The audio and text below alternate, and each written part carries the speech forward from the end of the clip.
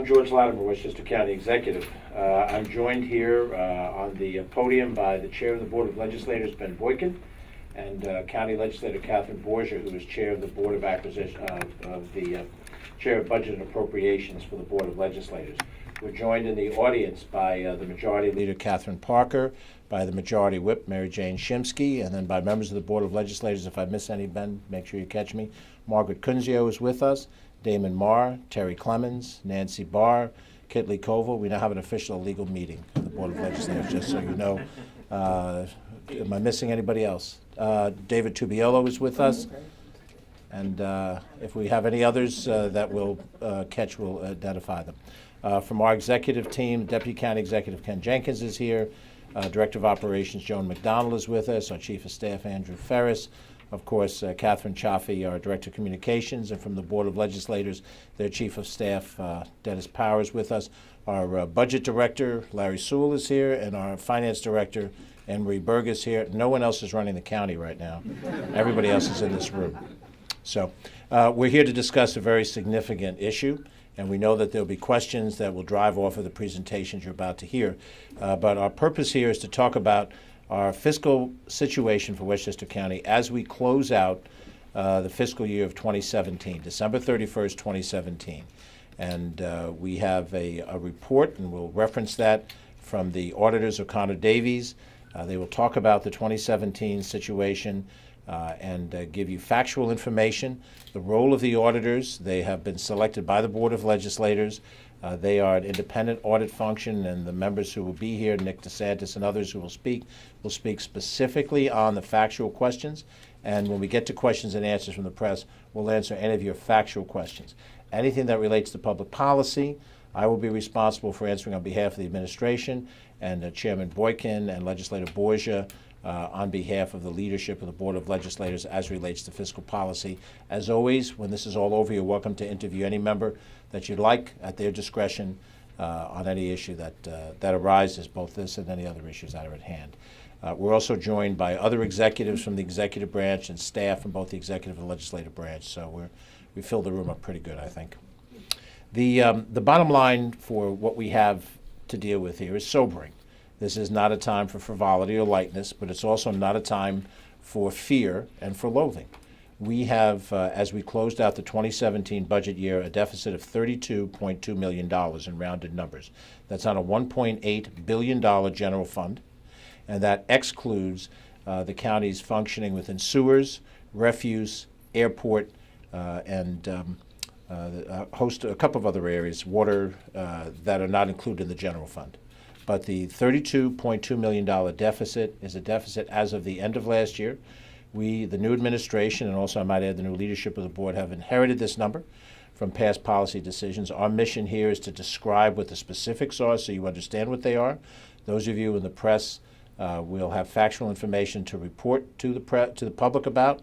And as we have a variety of meetings, our coffees and conversations, as we go through our local communities together, the meetings that legislators have, and they have many meetings in their communities anytime we're addressing any of the major groups, that we all work on an understanding of what our fiscal circumstances are as we begin this year. Now, we're sitting here in the first part of July, 6 months into the year, and it is usual that it takes anywhere from 3 to 6 months to get a full fiscal picture of how we close out this past year. We're going to have comments from the Chair of the Board of Legislators, Ben Boykin, and then we'll have comments from Catherine Borgia, and then Nick Desantis, who's partner of O'Connor Davies, will be here to review the specifics of the audit information, and he has some graphics here that he'll be happy to share with you. When we're finished with that, as I said, I'll come back to the podium, and then we'll handle questions from the press. If there are policy-related questions between the chairman, myself, and Legislator Borgia, we'll try to answer them. If there are actual questions that are factual questions about the numbers, then Mr. Desantis will audit them. We'll discuss exactly what the 2017 numbers are as they are and what they mean for 2018 and 2019, much of which is still a bit subjective, but we'll be as open and as transparent as we can be. We've talked over the 6+ months of this new administration that we intend to be transparent and we intend to be open. What we're doing today has not been done before, where we have had a press conference to outline information. Members of the Board of Legislators and members of the executive branch are both dealing with this. There is a policy process by which the executive branch has to put together strategies, and the legislative branch has the proper opportunity to scrutinize those policies and determine if they agree or disagree with the direction we're going in. And out of the joint activity of the executive and the legislative branch comes policy. And I'm very mindful that there is a two-party dynamic, both parties represented in the dialogue, both parties heard in the dialogue, everybody's opinion as part of the process by which we decide what to do. We've just been joined by Legislator Christopher Johnson from Yonkers, has also joined us, and if any other legislators come in, Mr. Chairman, I'm sure you'll catch them. So let me introduce the Chair of the Board of Legislators, the Honorable Ben Boykin of White Plains.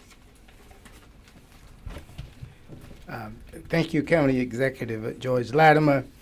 And I know that we've been talking about the financial situation or the financial mess that we have in Westchester County.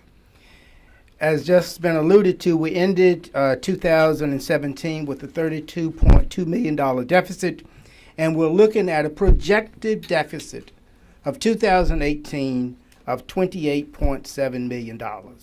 So over this 2-year period, the county's general fund has decreased $60.9 million from $166.2 million in 2016 to a projected $105.3 million at year-end 2018. And of the projected year-end 2018 balance, we can only spend about $92 million of that. And that number is before any settlements that we may have for CSEA contracts. So I wanted to put the numbers in perspective. And this is not a situation that's been created overnight, and we're not going to solve it overnight. It's going to take some time. For years, I've warned about the structural fiscal imbalance in county budgets that has led us to where we stand today. I, along with a lot of other colleagues on the Board of Legislators, repeatedly voted against budgets put forward by the prior county executive. I did vote for the 2018 budget. The budgets that I voted against were balanced with one-shot revenues, by borrowings to pay for short-term operating expenses and other one-time items. Departments necessary for the efficient operation of county services like planning, public works, public safety, health and child services were significantly reduced. Investments in critical infrastructure were neglected. In those budgets, under the guise of no tax increases for 6 years, costs were continuing to increase, and we had built-in tax rate changes. The county's rainy day funds were decreased to cover these gaps. Despite the one-shots and the borrowings and the slashing, we simply didn't have enough revenues. And we cannot continue this. And as you know, we have new leadership at the board, and with the new majority on the board and working with the county executive and his team, we will be charting a fresh course. It is our joint responsibility to seek opportunities to increase revenues, control expenses, and rebuild the fund balance so we can leave this county better off tomorrow than it is today. We're not going to be looking for gimmicks. We won't be looking for tricks. We'll be looking for long-term, substantial solutions. Some of these solutions are going to be difficult. There's going to be some belt tightening, and there are costs, some of which have been piling up for years, that are going to have to be shared. But we're committed to work through this financial mess. Working together, we will solve our financial situation. And now I'd like to invite Legislator Catherine Borgia, Chairwoman of the Board's Budget and Appropriation Committee, to make some comments. Legislator Borgia. Thank you, Mr. Chairman and County Executive. The good thing about speaking last is that I actually get to say some optimistic things. So you've heard a pretty complete statement of our financial situation. One of the things that is very refreshing to me in my 7th year on the Board of Legislators is how complete and how honest a picture we received. I think you can't solve a problem until you know the extent of it. As the chairman alluded to, most of the members of the Democratic caucus voted against budgets, many budgets in the past, and we have minority reports to show exactly why. We knew this is not a surprise. We knew that this problem was in the works. Now we have our arms around the entirety of the problem, and Westchester County is poised to retake a leadership position in New York State in how to do creative problem solving. And we're very encouraged to work with our auditors, to work across the aisle in the legislative branch, where we're all united to right this ship and to make the hard decisions that need to be made, and to find the creative ways that we know are out there to make sure that Westchester regains its position as fiscally sound, resource-rich community where our policy decisions reflect the values of Westchester County. Just a few little things that we are discussing at the Board of Legislators that are small, but that we know can be part of the solution is, for example, we are looking in the Budget Committee, we have many subcommittees that are looking at things like sharing services, not only with municipalities, where the county executive has taken a leadership role, but also looking at school districts, because a big chunk of people's property taxes is the cost of their schools. So if there are ways for municipalities to share some of these services, that's an opportunity that we see. We're also looking at ride sharing. We have a subcommittee chaired by two of our legislators to work with our labor departments to come up with ideas from the bottom up of how operations can be handled more efficiently. So the good news is that we understand the problem. It was not a surprise. It was not a surprise. We have many, many reports from our Citizens Budget Advisory Committee, the League of Women Voters, and several legislative responses that told us we were always going to be in this situation. However, now that we know, we can turn it around, and working together, that's what we're going to do. Thank you. Thank you, Legislator Borgia and Chairman Boykin. Our next speaker is Nick Desantis, who's partner for O'Connor Davies. As I mentioned, they are the independent auditor that has been selected by the Board of Legislators on behalf of the county to audit the work that's been done by our budget department. So Mr. Desantis will come. He'll walk through the report that O'Connor Davies has provided the county, and will address any of the factual elements of this discussion. Thank you, County Executive Latimer. This morning I delivered a report to the Budget Committee chaired by Legislator Borgia. And Chair Boykin and Borgia both thought that delivery of that report would have value to the administration. So here we are, and here I am, also sharing the results of that report with you as the administrators and department heads. This morning we delivered our opinion on the Westchester County Comprehensive Annual Financial Report. This report is prepared by the Department of Finance, and it includes our opinion. I'm not going to read the opinion, but I will tell you that the firm issued an unmodified opinion, which in layman terms is a clean opinion on the finances that they're fairly presented for the county in their financial statements. The focus of our presentation, though, we've extrapolated information from that report to share with the Board of Legislators, and of course we're going to share that information with you, the administrators, as well. So if we turn to the first page of that report, the first page of that report has a balance sheet, the assets, liabilities, and fund balance of the county, comparatively 2017 to 2016. It indicates that the fund balance of the county, which is the difference between the assets and the liabilities, is $134 million, down $166 million from the previous year. But perhaps what's even more significant is if we turn to page, and we're going to get there, page 10. Page 10 of the handout, and it should be up there, is a 5-year comparison of the fund balance of the county.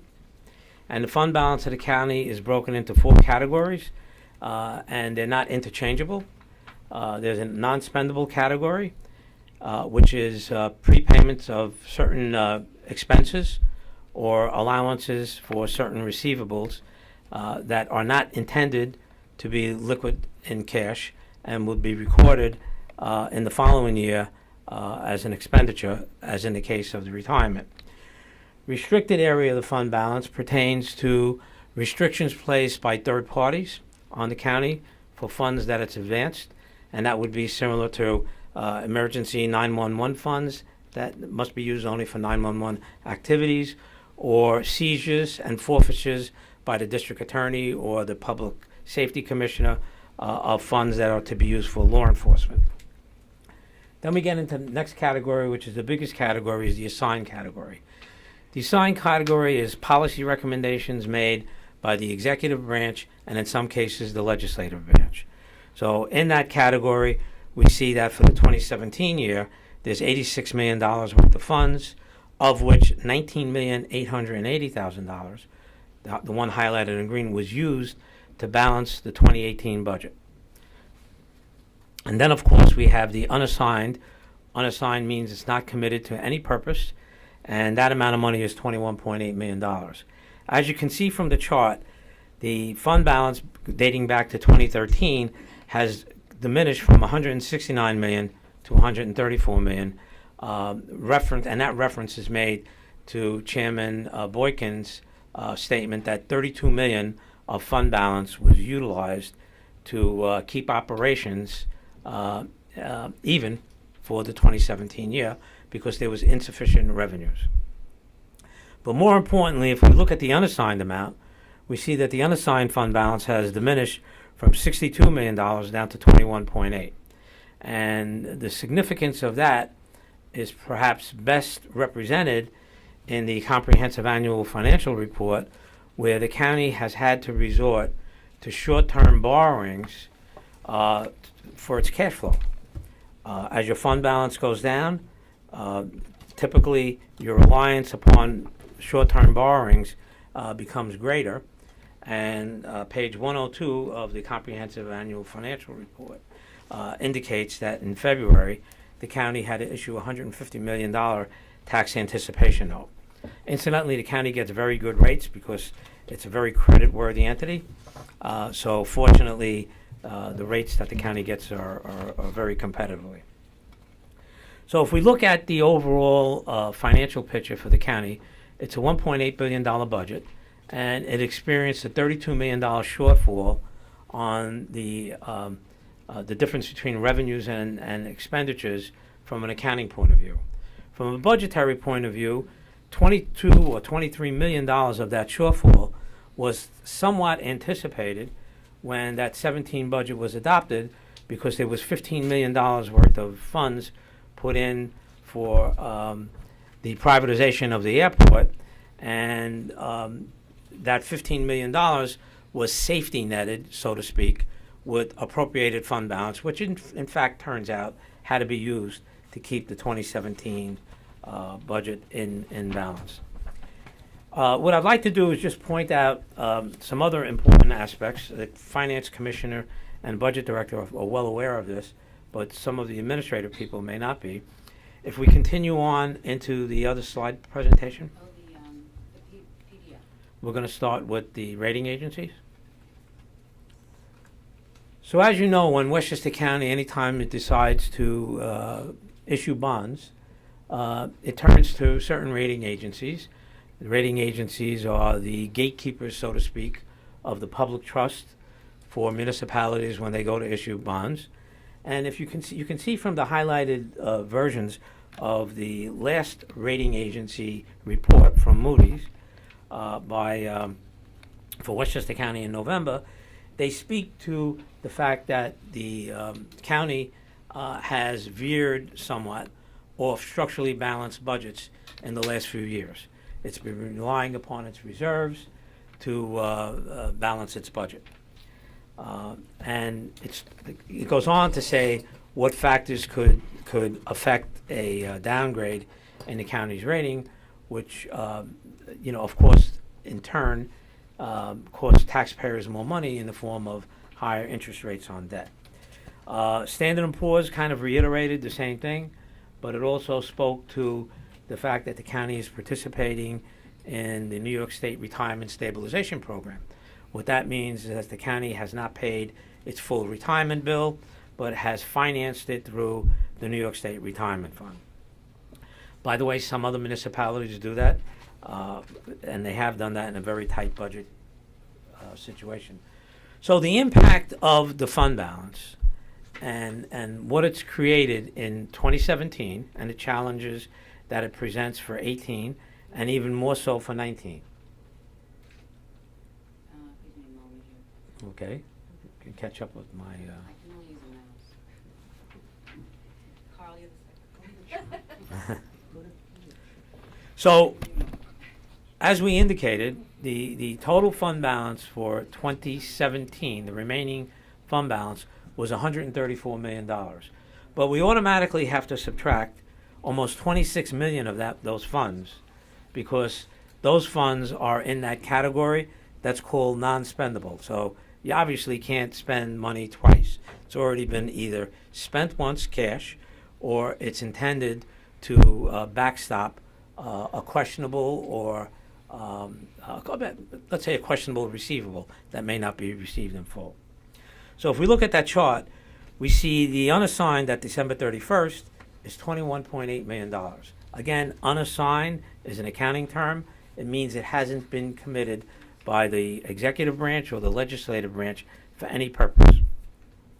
The assigned is $86.4 million, and the assigned funds have been committed by the executive branch or the legislative branch. And on the bottom of that chart, you'll see that $41 million has been assigned by the executive branch for post-employment benefits, for future expenses, medical claims for MMIS, and the New York State Retirement Stabilization Program of 14.8. There was a point 5, 6, 7 years ago when the New York State retirement actuarial rates, which are used to bill the county based upon the salaries that are paid, spiked up very high because of the decline of the stock market. At that point, the county squirreled away some money and put those funds into that pot to be used for whatever would happen on the next spike. So if we look at what the county has available to it, it had available to it $108 million. Is that showing up? Back up. Not yet? Sorry about that. Wrong person. Okay. You're in the assigned fund balance categories? Yeah, $108 million. So the county has available as of 2017, $108.2 million, but it used $19.9 million to balance the 2018 budget, bringing down available funds to $88.3 million. Subsequent to the adoption of the budget, the county also appropriated $6.3 million to settle a labor contract. So it brings down available monies to approximately $82 million, of which, as I indicated, some of the money was earmarked for particular purposes. If we look at the 2018 budget and we talk about some one-shots, 2018. next slide. Sorry, people.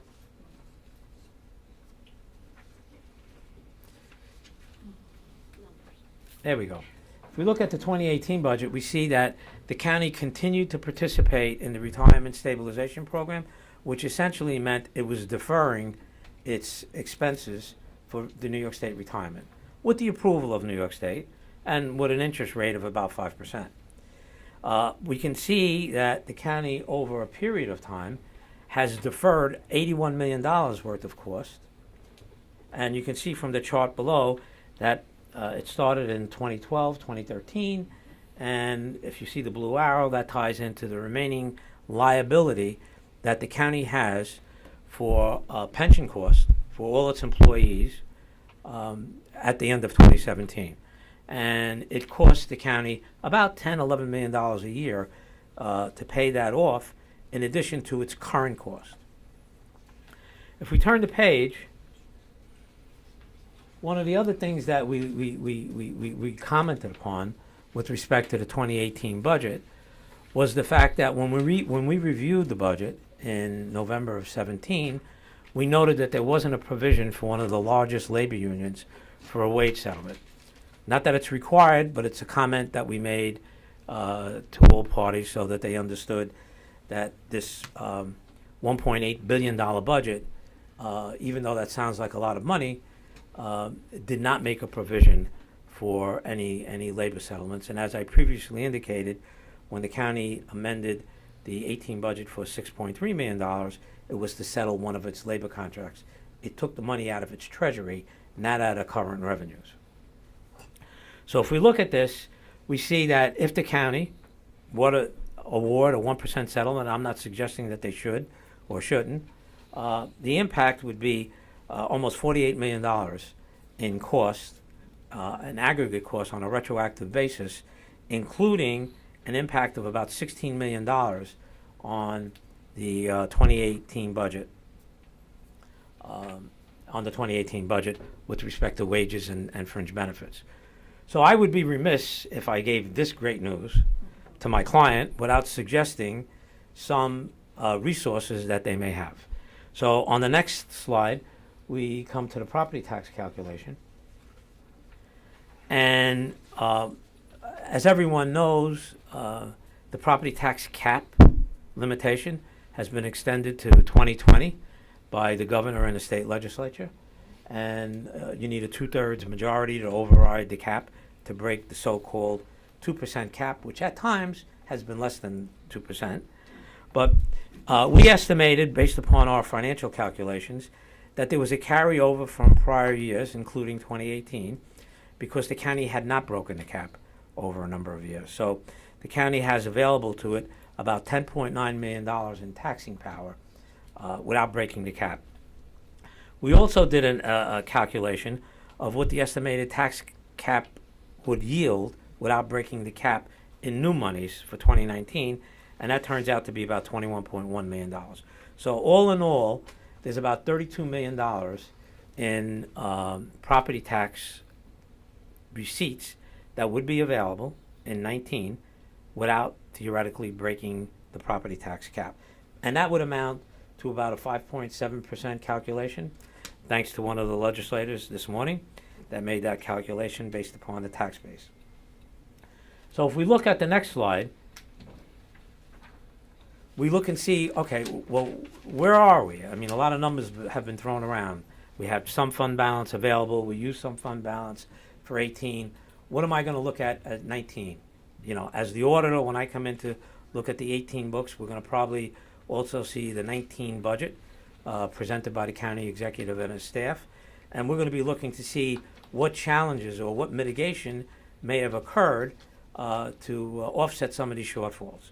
So if we look at how much fund balance was used again for 18, remember the budget was adopted with $19.9 million, and then what you're not going to see there is an additional $6.3 million was used during 18 to meet the correction officers' contracts. So bringing the amount of fund balance being used for 2018 at $26.2 million.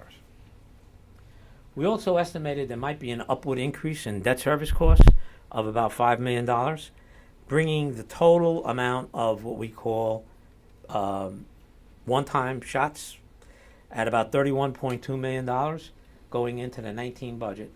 And if there were a labor settlement of just 1%, the impact would be about $16.5 million on base, bringing a total gap of about $47 million. So if we refer back to what I previously mentioned, we had about available to us about $15.5 million of undesignated fund balance. So what we have left in the Treasury is insufficient to meet the challenges of the gap that we just identified by using previous fund balance, by identifying increase in possible debt cost, and a reasonable estimation for a cost of a settlement impacting the 2018 budget.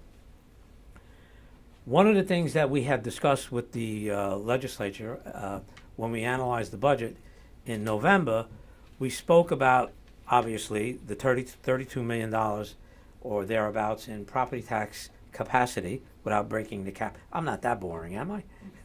and perhaps another 0.5% increase on the sales tax. Sales tax, if it was enacted for a full year, it would probably yield about $70 million. You wouldn't enact it in the 4 cities, but of course you would share it, and that also requires higher level of approval. So all in all, I mean, Westchester County is a very economically vibrant county. Assessed valuation has increased countywide. Over the years that I've been involved in looking at the budgets, and participating in the audits, we haven't found the county to have this much in challenges, even back in 2008 when there was a recession that hit. But nevertheless, here they are. Even though $1.8 million sounds like a lot of money, a considerable amount of that money is the result of mandates from the state for economic opportunity programs that are offered to the indigent and less fortunate folks within the county, as well as health services and public safety services. So there's not much play within this $1.8 million budget. I'm sure if there were, the county budget director and county commissioner of finance would have tried to avoid using that $32 million during 17 and tried to avoid appropriating more fund balance in 18. With that said, Chairman, I think I'm finished with my presentation. Okay. Okay. Thank you very much, Nick. And as we get into questions in a second, there may be a return to the microphone for you and for the rest. So to summarize, what you've seen is an analysis that tells you that where we are at the end of 2017, decisions that were made relative to a revenue stream at the airport that required a policy decision to be made, which the Board of Legislators did not make, and it was a policy that was not vetted across the board where residents would have a chance to comment on it, was rejected by the Board of Legislators. They did it twice, and we've engaged since the first of the year in a policy discussion about what the airport role should be and whether or not we should change its governance and thereby tap into the piggy bank out there. But that is a policy decision that is yet to be made under our administration. In the prior administration, budgeters were pivoted on that revenue stream, and the lack of that revenue stream contributes to the deficit that we have at the end of 2017. Also, retro payments for a number of the unions for which contracts were signed and approved were not budgeted in the 17 budget nor in the 18 budget. Some of it was, some of it was not. The retro was not, and so that contributes to the deficit that we face. The point that Nick made that I think is important as we go forward, and I'm sure that's the question most people have, is where do we go from here?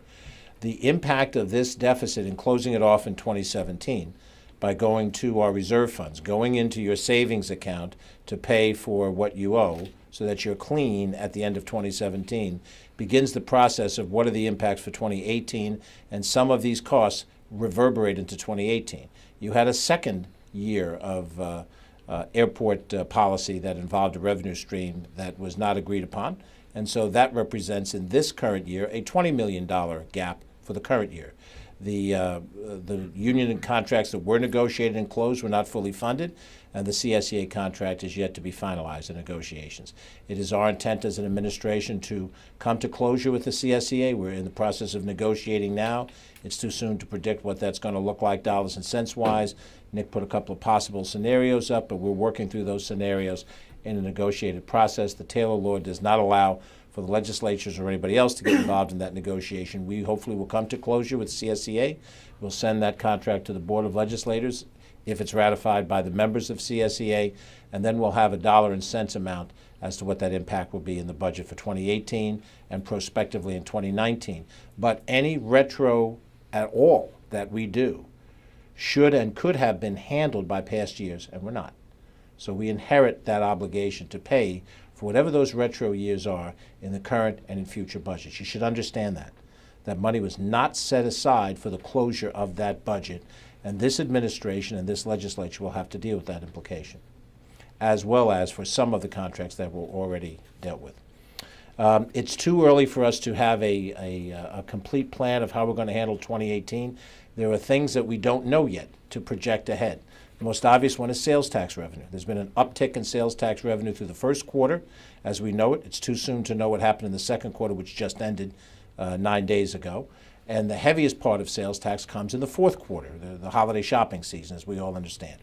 There's a possibility that the state government may allow for opening the base upon which sales tax is levied to internet sales. That is a possibility. It might happen before the end of the year. It might not. There's no way to know, so there's no way to have that prediction of numbers. We're in the process right now as an executive branch working through our effort to look at every single contract that we have to determine if there's any cost control benefit in them.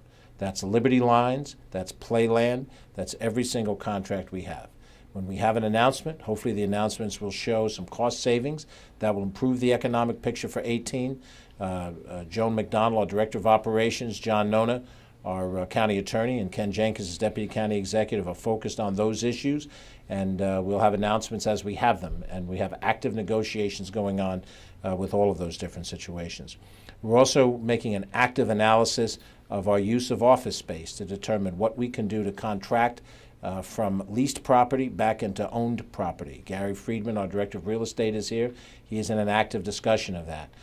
We have to look at what contracts will be up in 19 and 20. We have to look at what available space do we have in owned properties and what we can do to try to find some savings there.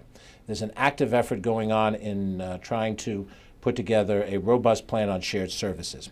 The state has indicated that they will match savings with state money over and above what we find in savings. So if we find X number of dollars in savings shared services, that will be matched by the state with X dollars from the state, which will help us deal with our situation, depending on what we come up with. We have to send to the Board of Legislators by the 1st of August some detailed information, and then by October 1st, a plan that would have to be adopted, and we're currently actively in that.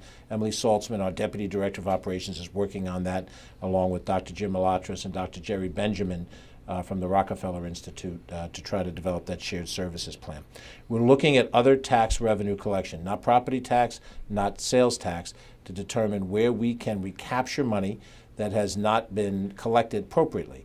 That may include occupancy tax, hotel occupancy tax. That may include some of the fines that have not been levied in a consistent fashion over the years, and we're looking at that as an active initiative.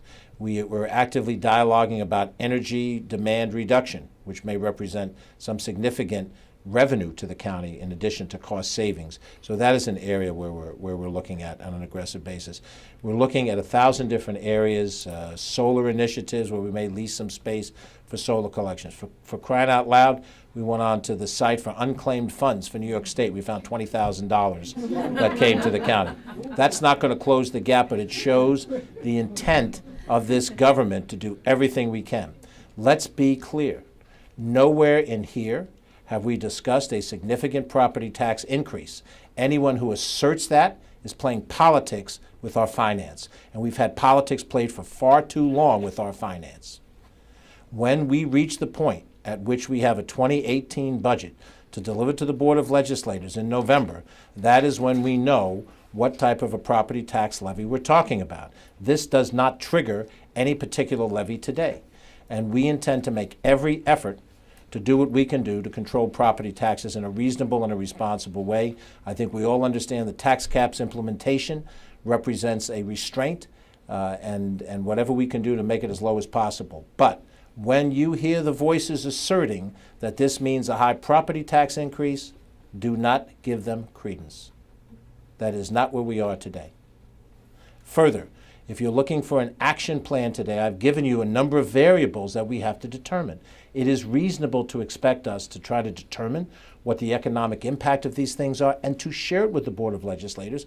And the Board, in all 17 members, will have every opportunity to scrutinize and ask every possible question. And when we go to our coffee and community coffee and conversation moments, when Margaret and I sat in Mount Pleasant, when David and I sat in Yonkers, when Damon and I sat in Eastchester, when Mary Jane and I sat in Hastings, when Nancy and I sat in Portchester, as we go through the county, we're open to Q&A without any screening at any point in time. And that's part of the transparency and the openness that we have promised, and we're trying our very best to deliver. So I would say that this is a story that has additional chapters to be told, but this is an important closed chapter that we understand what the finances are as of 12/31/17. And I would close my general comments before we go to questions as this. We are not happy to be in this situation. It perhaps was not unexpected. I think we've had discussions over the course of years in the legislature and elsewhere about this. But we do not step aside from our responsibilities. However this happened, whoever's watch it happened under, it is under my watch and our watch by which we will fix this. We're Americans and we're optimistic people. We don't cry, We don't point at other people as our primary response. We solve the problems that we're presented with. We are presented with a difficult set of circumstances, and we will solve it together. My intent is to solve it with the Board of Legislators and the executive branch in harmony, with both political parties having a robust debate about our future, using the expertise of people who've served in county government before I got here, and using some of the new and fresh energies that we have coming in here. That is what the people of Westchester expect, that we will solve this problem, and that is exactly what I intend to do. Now we'll open it up to questions for anyone from the press. If it's an appropriate question for Nick, or for Ben, or for Catherine, I'll be happy to direct it to them. Questions from our friends in the press? Yes? A truck hit the bridge at King Street. What's your plan for the I'm happy to answer any non-financial questions as soon as we finish answering the financial questions. And that may also be a question you may want to ask me on the side, if you'd like to do that, and we'll certainly be available for that. David? I have a question about the pension stabilization program. In the report there, you had $28 million they were paying down on it. Now they're only paying $14 million on it. Why the reduction?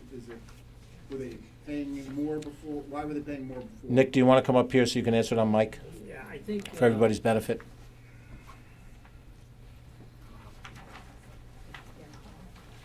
I think the pension system, when you're participating in a stabilization program, they keep your rates at the higher rates that were agreed upon when you originally joined into the pension system, and you get the benefit.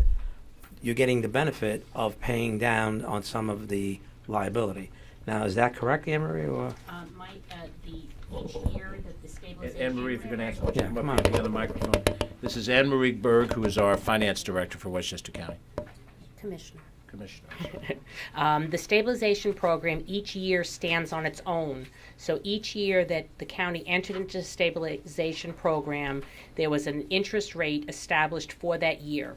That rate stays with it for the 10 years that it is opened.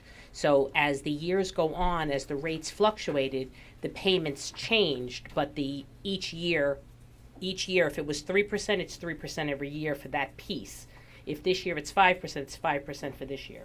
I think part of the question had to do with, if you notice that I indicated that $4 million was deferred in the 17 budget, the 18 budget actually. So the amount of the deferral came down because the county is still paying at the higher actuarial rates as a result of being in the program, while other municipalities that have not gone into the program pay on a little less. And it helps ameliorate, I think, the amount of the liability. That's why there was only a $4 million deferral. Other questions from the press? Yes, sales John. tax situation, Mr. County Executive. Presently, the Department of State Finance says that the county, in their latest figures, they had a $15 million increase over 2017 sales tax revenues. And so far this year, it looks like we're on pace for about a $24 million more increase in road revenue. Now that seems to take care of a lot of that deficit. What is your response to that? Is Well, sales if- tax going to be used? Well, if we reach the end of 2018 and our sales tax projections are well exceeded by any certain amount of money, that's very good news for 2018. The biggest concern I have, John, is that the heaviest single time of sales tax comes at the end of the year, the holiday shopping season. So you might pace ahead in the first 11 months of the year, but then depending on how well you do in what we call the Christmas shopping season may determine whether you do or don't hit those numbers. You could, in theory, do very, very well, or you might slide back. So it depends. So we're encouraged by the numbers so far, but we don't know for sure that they'll hold up. I don't know if it's the second biggest time, but one of the next biggest times of sales tax revenue is the back-to-school shopping period, and that is also yet to come in late August and early September. And so since we don't have the benefit of those numbers yet, I don't want to do a straight line projection. I'll give you the classic example. After 14 games this year, the Mets were 12-2. They look pretty darn good. As a Met fan, right now, it's all I can do to not go to the 10th floor and jump off. So the reality of it is we'll wait and see a little longer in the season, and we'll see how the Mets are doing, and we'll wait a little longer in the season, we'll see how sales tax is doing. Will you be holding the excess sales tax that we're collecting in escrow ahead? It depends. It depends on how this year ends up in terms of expenses. And as I mentioned to you on the revenue side, there are unknowables at this point. There are also unknowables on the expense side of circumstances. If we close the CSEA contract, when we do, there may be some movement in the workforce. Folks who have been waiting for the contract to close may then make some decisions on their own, and we may have a different landscape in terms of jobs and availability. We don't know that, and until we know it, we don't want to make estimates off of that. But the expense side of the budget might be lesser than we have projected. So it's hard to say. I know we're all looking for specificity. Believe you me, we would love to know these things. If I could look through the crystal ball and know exactly where we're going to be on December 15th, I'd have a lot greater confidence in being able to tell you how much sales tax will be. There's another factor in sales tax which I think we're looking at. It's unhappy for us as individuals, and that's the rising cost of gasoline. I'm told that sales tax on gasoline products represents about 15% of our total revenue stream on sales tax. And were that number to continue to rise, and we don't know, I mean, this is the summer driving season, that might generate additional revenue above what was projected. So we don't know. We're going to monitor it, and we'll see where we stand. I expect that the Board of Legislators, Catherine and her committee, is having consistent meetings on this. They'll be getting updates from the budget director, and the finance director will be available as well. And the Board of Legislators and the executive branch will be able to update you. Most likely, as soon as we get end of second quarter sales tax numbers, we'll share that with you. We'll see if the pace continues.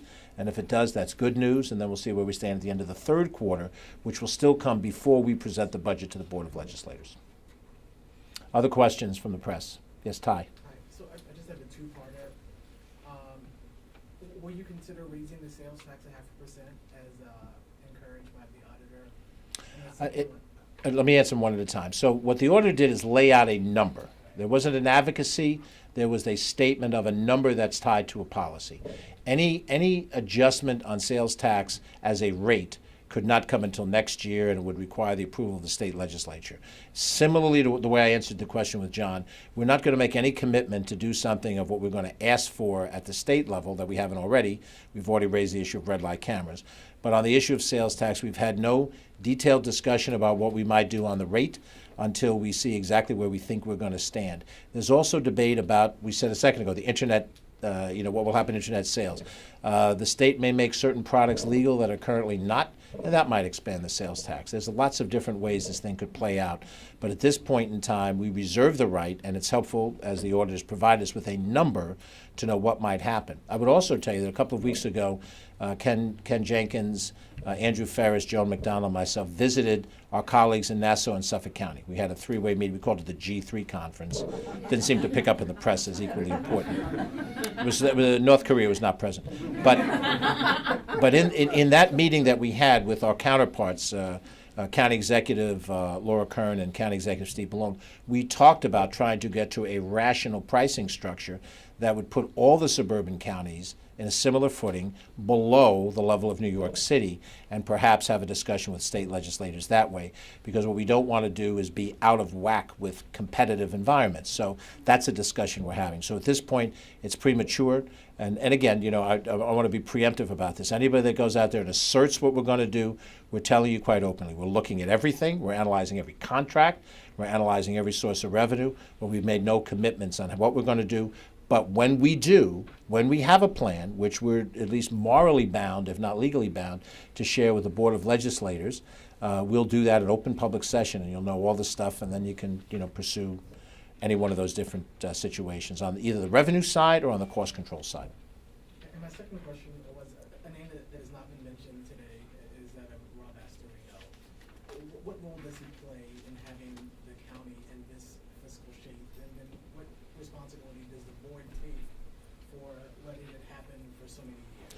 Well, first, let me say, since I re-entered county government on January 1st, having served downstairs as a member of the Board of Legislators for 13 years, I had the privilege, as has Ken Jenkins, of serving in the job that Ben has, and I've had other similar responsibilities.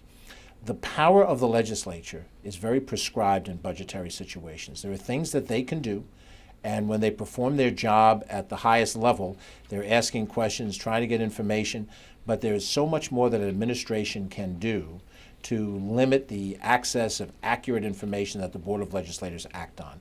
I think it's very difficult to be critical. I'm speaking as an executive today. It's very difficult to be critical of the Board of Legislators for decisions they made in the past that different configuration of support, different configuration of majority-minority, where votes were, what information they were given at the time that they asked. So I personally would not hold any member of the Board of Legislators accountable, Republican or Democrat, for what has happened prior to this year. We're trying to cast a new relationship, and that relationship is cooperative, open in a way that then when decisions are made, you could honestly say to an individual legislator, you actually had access to information, you actually had a role to play in the decision. Why did you make that decision? And I don't think fairly put, and I would say this, the relationship between the two branches goes back a long, long time like this. Even in years before I got on the Board of Legislators where that was difficult. So that's on the Board of Legislative side. I think it's a new day on January 1st. We're working cooperatively. We go forward. They did what they could do as best as they could, given the information put before them, and I personally would not be critical of any past decision they've made. In terms of my predecessor, I've gone to great lengths, as much as I can, to project that what we inherited on January 1st represents the policies that were decided previously.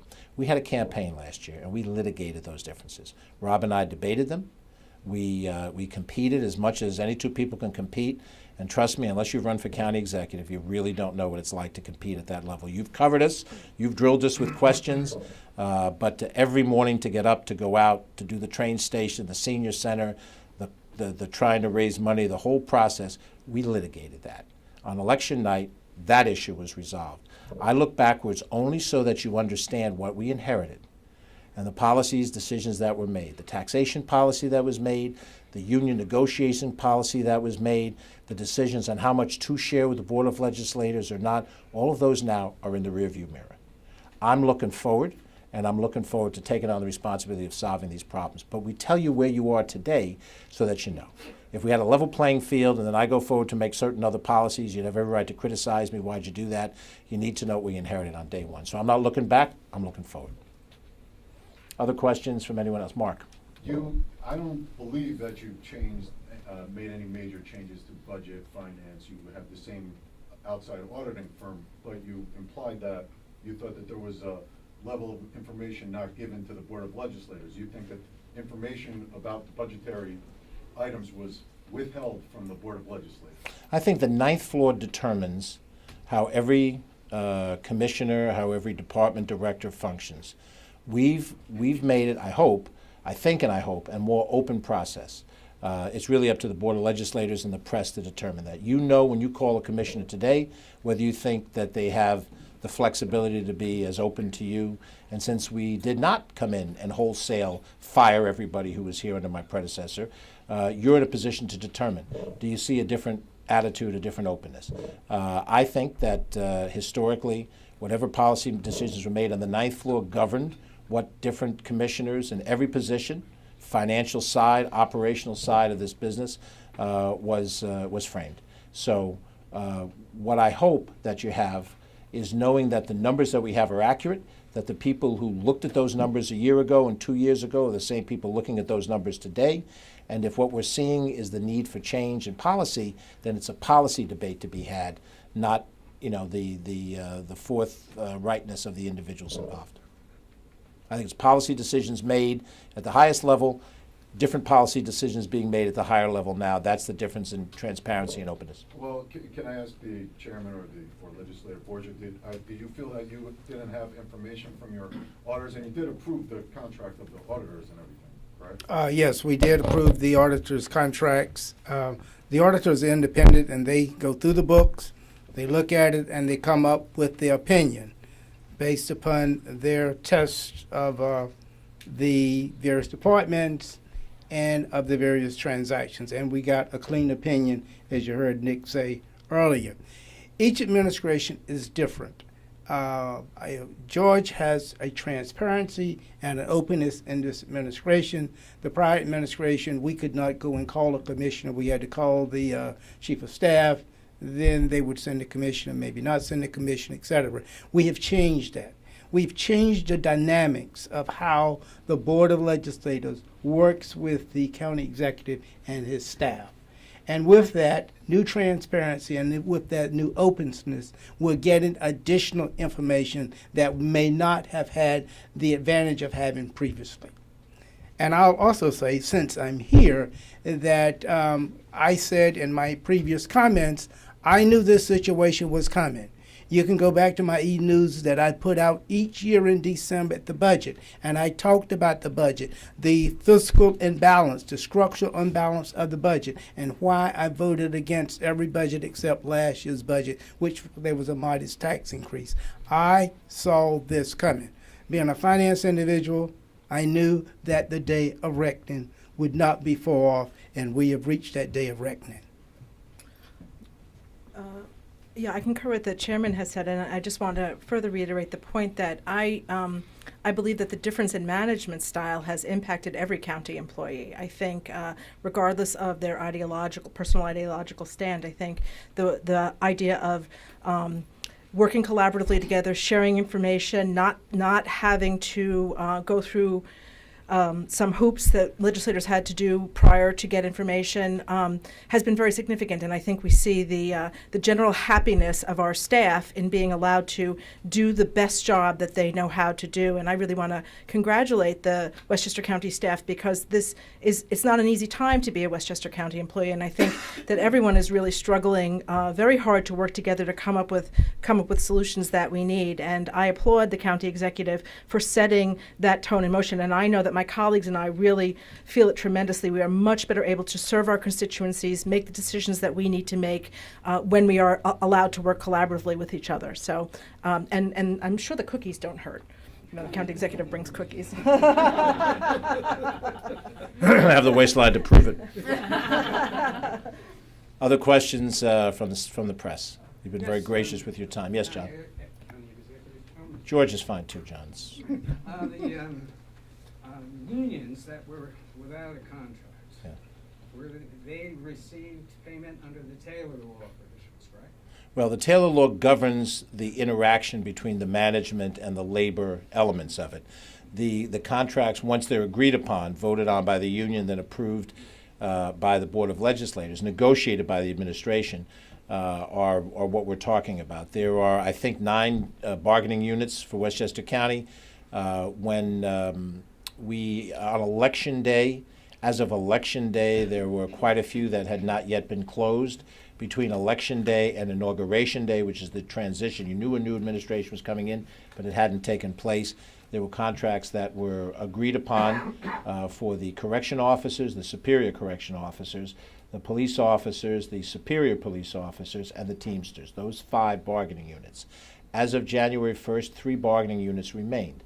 DA investigators, nurses, and CSEA. Nurses are about 40 people in the union. CSEA is 3,000, round numbers. So big differences between the different bargaining units. The money, as I said, for those ones I mentioned in between, basically the law enforcement unions that are affected. As I understand it, money in the 2018 budget for the impact of those agreements were placed in the 2018 budget for police officers and I believe Teamsters. I left the Teamsters out. Teamsters were negotiated at that time, but the money was not placed for the correction and superior correction officers. That is part of what our 18 budget gap looks like at this point. And then the retro for all of those unions that I've just mentioned, those 5 unions, Teamsters and the 4 law enforcement unions, there was no retro placed in the budget for the new year to handle that obligation, which was contractually agreed upon when the administration settled the contracts and sent the union contracts to the Board of Legislators for their approval. So that is part of why we have the situation we have. So we have the outstanding CSEA contract that has not been settled yet. We believe we've got agreements on the nurses. I don't know if it's made its way yet for union approval. I guess it has. It's on its way to the board sooner or later. The DA investigators, I think, have a little more work to be done before it's done, but I think structurally that's done. I think that's about 45, round numbers, about 45 people in that particular union. And then, of course, the big one is the CSEA. So we're working through them as best as we can. By the way, some of the contracts, when we came on board, there were contracts that we don't pay for under our general fund budget for the community college that were not moved forward for teachers union and for CSEA at the community college. those were already budgeted, financed, and just weren't moved, and we moved them immediately. So our intent is to try to resolve these things. And I would generalize. You've covered some other stories we've done. The Miller House was in debate for 6 years. The saving of the General Washington headquarters on Virginia Road. The Westchester project, 7 years down in Greenburgh. In both of those cases, we took reasonable action to solve what was a long-term outstanding problem. Right now, we're in the middle of a discussion of Memorial Field, which has been 10 years in the making.